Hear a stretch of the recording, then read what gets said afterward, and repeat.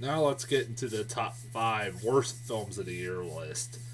Um, this year in film has been really bad. I don't think anybody would disagree on that.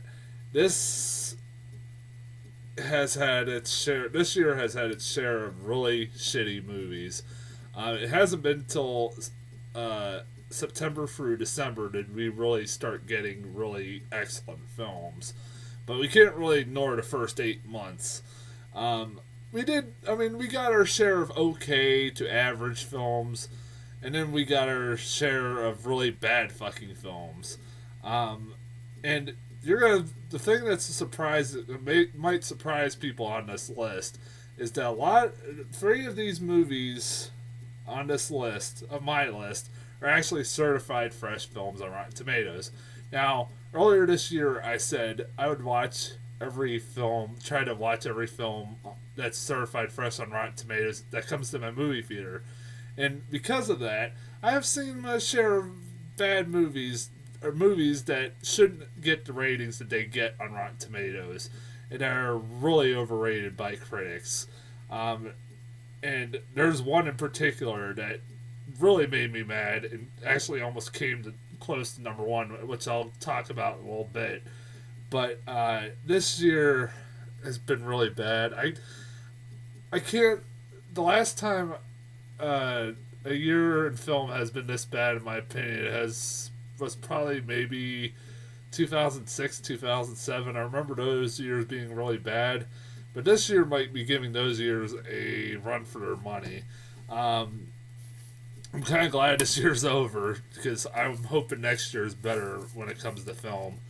Well, anyways, let's get into the list. Number 5, Texas Chainsaw 3D, the movie to open this year. Um, the only reason this is number 5 is because actually, hold on, give me a second. I actually own it. Yes, I own this movie. I actually own 2 of these movies that are on this list. Um, this movie, the only reason it's this low is because one, I own it, and two, this is one of the most laughably bad horror movies I've seen in a long fucking time. I actually had entertainment out of it. I hadn't laughed that hard in a movie theater in a long time. I couldn't stop laughing. People were for like really scary, supposed to be really scary scenes. I was laughing my ass off. It's particularly the scenes where my favorite is the scene where Leatherface chucks the chainsaw at the police officer who's threatening to shoot him, and after they cut to a shot, after they showed a shot of the police officer ducking, they cut back to a shot of Leatherface running in the woods like ah, like that. Literally, it's one of the funniest things I've ever seen. And also the dumbass cop that enters that house and sees a trail of blood, and he's like, "Oh, maybe this was a bad idea." As he's going into the basement, what a fucking dumbass! There's so many great dumb scenes, and also it has one of the biggest plot holes ever in film in recent memory. Well, maybe in recent memory, the fact that the girl in the movie is supposed to be the baby that you see in the beginning of the film, because the beginning of the film, if you haven't seen it, takes place uh, right after the original movie, and apparently this girl that you see in the film, Andrea Dadeo, her name is, was a baby during this time, and she's Leatherface's cousin. Now, the original took place in the 70s. This movie takes place in 2013. So, this woman would be 40 years old. But she's 20, in her 20s, about my age. That's one of the biggest plot holes of all fucking time. And then I watched the special features for this DVD to try to see if they explain it. Guess what they said? No fucking joke. They said, we were hoping nobody would notice. Really? That's fucking lazy. It's beyond belief. If you don't believe me, go get this DVD. Watch the special feature where they actually explain. I forget which one. It's like a bunch of featurettes on there. And they say it right on camera that they didn't think anybody would fucking notice. That's lazy. And this year, 2014 is opening with the new Paranormal Activity film. Last 2 years have been really bad. Like, have had really bad horror movies open up the year. Here's hoping that maybe Paranormal Activity will actually be good. I hope. I'm hoping, but the track record isn't very good right now for the movies that open the year. Let's get on with the list. Number 4, One Direction. This Is Us. This is a movie I just saw about a couple weeks ago on damn it, on Redbox, and I hated this movie. I was bored out of my. I wasn't that I really hated it as much as I was really fucking bored. I couldn't give a shit about these guys. They're what I call the male versions of the Spice Girls. Eventually, in a few years, they'll be forgotten about. They even get compared to fucking Beatles. That's one of the reasons why I get pissed about this. Is that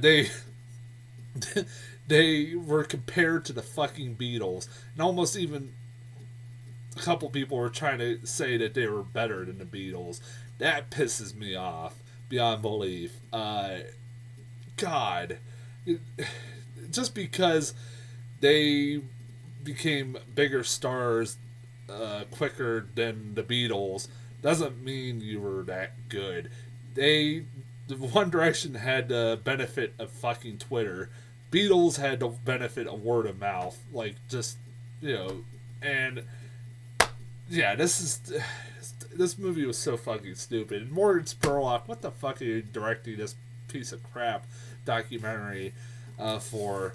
I'm not gonna go any more on about it. You've seen my review. It's up on YouTube. It's up there somewhere. Number 3, Epic. Epic was the worst kids movie I've seen all year, hands down. Unlike Frozen, where it had one of the best comic, or really good comic relief in Olaf the Snowman, Epic had the worst comic relief. One of the worst I've seen in kids' films in a while. And the slugs. Those things were fucking annoying. They killed the movie every time they were on. And it also didn't help that the movie wasn't very fucking good. And you could even tell that the voice acting in the movie, the people that are voice acting in the movie, didn't even give a shit about this movie. And not even people like Christoph Waltz, who was the villain, who I love to death, could even save the goddamn film. And it's Steven Tyler, who was a worm or something like that. I forget. It's been a while since I've seen this. It's been a while. I remember really fucking hating this movie. Again, this One Direction, This Is Us were both certified fresh. So that should tell you something, people. That critics aren't always right, and Rotten Tomatoes isn't always right. This movie wasn't very good. I don't know how some critics gave this praise, even though visually it's a really great movie. It's not very good story-wise, and the characters are fucking annoying, especially the slugs. I couldn't give two shits about what was going on. It was basically Fern Gully, but with leaf people. Anyways, next. Number 2. Now, alright, before I get to number 2 and number 1. Number 2 and number 1, I had a hard time trying to figure out which one was worse. These two movies get massive hatred out of me. I hated both these movies very much, and I had really hard time kind of switching both number 2 and number 1 back and forth for depending on what day it was. I always kept switching the movies back and forth, but I ended up with number 2. You're Next. You're Next.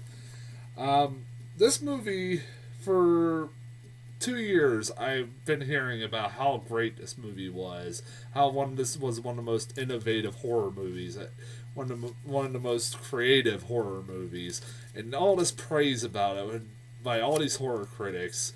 And then I saw the actual fucking movie. It has some of the worst characters I've seen, not only in horror films, but in fucking film in general. The family couldn't die soon enough. I couldn't give two shits. The first half hour was dreadful and painful to sit through. They were the most obnoxious, hateful characters I've ever seen in my entire life. The only saving grace, the only reason I put this at number 2, not number 1, is because of the girl. The girl saved the movie somewhat. She kicked ass. I'll give you that. I wanted to see more of her. There was not enough time spent with her, in my opinion. The whole movie should have been circulated around her, not this fucking family. This family, I wish they would die sooner. They didn't die soon enough, in my opinion. Even some of the cool deaths. I mean, I gave praise for the practical effects, everything like that.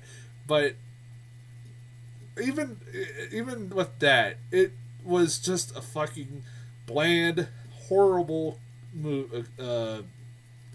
horror movie, and there's nothing innovative, there's nothing creative about it, other than the fact that the girl lived on a survivalist camp. Whoop-de-fucking-do. That was the only thing that was creative about it. If you haven't seen the movie, I just spoiled the whole twist for you. That was supposed to be very creative, that she lived on a survivalist camp and basically turns her house into a deadly version of Home Alone. Yeah, so that's basically how it fucking goes, and turns it against the invaders and ends up killing them all. Saved you $2 to fucking watch that movie. And number 1, number 1 is, I think, for a long time, throughout the year, I've kind of referenced this movie almost for a long time throughout the year as the worst film of the year, and it was almost no doubt from the get-go that this would be the worst film of the year. A Good Day to Die Hard. A Good Day to Die Hard, I think I said it right. This movie simultaneously killed off the series for me. I never want to watch another. I'll watch the previous 4 Die Hards. Don't get me wrong. I love Die Hard 1. I even like Live Free or Die Hard, alright? This movie makes me officially never want to see a fucking another Die Hard. I know there's a Die Hard 6 coming, I think. I will not watch that fucking movie. They officially have killed any interest whatsoever for me of wanting to watch another one of these movies. The fact that this movie, first off, doesn't seem like a Die Hard movie, more like a Jai Courtney movie that just conveniently stars John McClane. And John McClane is just there to deliver stupid fucking punchlines, and that's it. Like, I'm on vacation. No, you're fucking not. You're not on fucking vacation. You could do a drinking game on how many times he says, I'm on vacation. Or, what the fuck else? Just stupid shit. Yeah, I know, I love Bruce Willis, but Bruce Willis is just, he's phoning it in anymore, and he doesn't look like he gives a shit any time in this movie. It's really sad, to see this series go where it has now. And it was directed by the guy that made Max Payne, and he couldn't remember how I said about Hunger Games, the fact that, the first Hunger Games had a director who couldn't hold the camera still. So does John Moore. He can't keep a fucking camera still. He thinks in order to make an action scene, you have to have this camera going 100 miles an hour and you can't tell what the fuck is going on. Literally, there are points in this movie you can't tell what the fuck is going on. It's lazy. It's fucking lazy filmmaking, and it needs to stop. This is ridiculous. And, yeah, the first, number 4 was not that bad. Live Free or Die Hard was not that bad. It was PG-13. And I thought this one would be good because, hey, it's going back to rated R. No. There was no reason for this to be rated R in the fucking first place. This could have been PG-13 easily. They just decided to slap a rated R to please the fans. And fans were pissed anyways after watching this piece of shit. And I don't know what. The other thing that drove me nuts that I point out in my review, because I didn't do a video review for this. Thank God, I've been angry. Was the fact that the end scene ends up in the end battle ends up in Chernobyl, where a lot of these guys, the bad guys, are wearing suits and stuff to protect themselves from radiation. John McClane and his son just go walking out there unscathed whatsoever. Fuck this movie. I mean, I know that's kind of nitpicking. I'm sure, I know somebody will probably be on here going, well, you could leave Chernobyl fine and, without radiation. Well, yeah, but they were in there for a fucking long time. There's only a certain amount of time you're allowed in Chernobyl anyways, jackasses. I don't know, maybe I'm wrong, but I still think that was dumb as hell. But yeah, this was the worst movie without a fucking doubt. I've referenced this movie like every so often as I can. Like when I see a bad movie, I go, well, it wasn't as bad as fucking Good Day to Die Hard. I mean, that's pretty much how this year has gone. Every time I see a bad movie, I'm like, well, it wasn't bad as Die Hard 5. Yeah. So, I mean, yeah, there was no doubt from the beginning. Like, after I saw that movie, I was like, yep, that's the worst film of the year. I was like, yeah, I don't need to see anymore. Your Next did come very close, but there's no redeeming qualities about Good Day to Die Hard. There is one redeeming quality about Your Next. That's the only reason why Your Next wasn't at number one. There's my top five, bottom five, or whatever the hell you want to call it. I want to know what your guys' best and worst films of the year, in your opinion, were. Do you agree with my list? Do you hate? Do you disagree with them? Let me know. I want to know. I read comments. I always get them. Every time I get a comment, I get them via email. I want to thank everybody who's watched my videos throughout this year. This is my first year doing this on YouTube. I started doing this last year on Facebook just for my friends, and I decided to kind of move over to YouTube. And I've had a lot of people give me some good compliments. Some people give me some bad comments, and I really appreciate it. Anytime, even the bad stuff, I take it with a grain of salt. I know I'm not the greatest internet reviewer. I mean, there's so many people out there that do this shit that I'm doing. This year has been pretty shitty year in film, but I'm hoping next year's a little bit better. The year doesn't look like it'll be that too bad. Although January through April doesn't look that very good. Other than Captain America, that's the only other movie that I'm really looking forward to. Only until May comes along. Then May, like the summer does actually look really good. I'll say that the summer does look. I mean, you got Amazing Spider-Man 2, the new Godzilla remake, which looks awesome.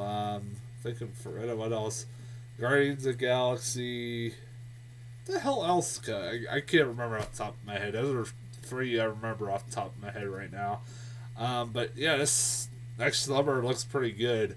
Might be a hell lot better than last year or this past year's. Which wasn't bad, but it was alright. If you noticed on my top 10 list, only one film, all the films except one, all were from the months of September through December, all from the fall. The only one that wasn't was The Conjuring. That should tell you how the rest of the year went. Yeah, there you go. I mean, I'm not saying there was bad movies this year, but there wasn't very good ones either. But I'm gonna get off here. I'll be back Friday with Paranormal Activity, the marked ones, or the Mexican version of Paranormal Activity, which I'm here. I just read a couple good reviews for it, so maybe it'll actually be good. So I don't know. We'll see. It's the beginning of the year, and the last two movies to open up the beginning of the year were Devil Inside and Texas Chainsaw 3D, and both ended up being on my worst of the year list. So that doesn't pan out very well for Paranormal Activity, the marked one. So who knows? Maybe it will actually be really good. I'm hoping it is. I like the Paranormal Activity movies. I even like the fourth one, so we'll see. Um, well, Happy New Year's, everybody. Hope everybody has a safe New Year's.